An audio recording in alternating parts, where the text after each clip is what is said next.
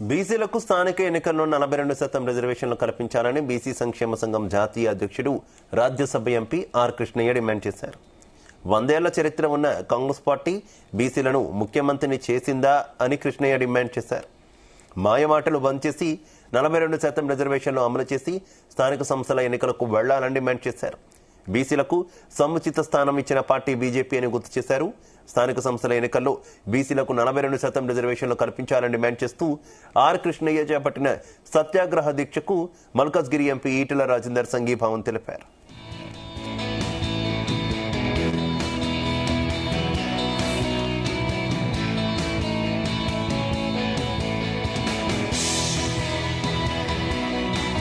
బీసీలకు 42% రిజర్వ్ కల్పించాలని డిమాండ్ చేస్తూ ఈరోజు సత్యాగ్రహ దీక్ష చేయడం జరిగింది.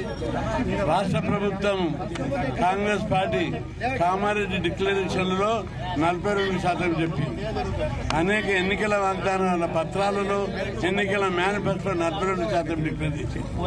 కానీ తీరా అమలు చేయడానికి 1 year నుంచి అనేక డంకి కొట్టుకుంటా వాగ్దానాలు చేస్తూ వాయిదాలు ఇస్తూ ఈ రిజర్వేషన్లు అమలు చేయడానికి ప్రభుత్వానికి పెద్ద ప్రాసెస్ లేదు. లిమిటెడ్ ప్రాసెస్ లో చేయొచ్చు.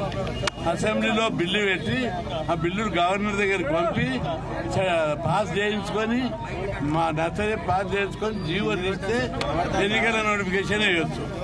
వీళ్ళు అట్లా కాకుండా అసెంబ్లీలో బిల్లు పాస్ చేసి రాష్ట్రపతికి పంపి అక్కడ 9వ షెడ్యూల్లో పెట్టాలని తీర్మానం చేస్తే వీళ్ళ మాట ఎవరింటారు, ఎందుకు వింటారు?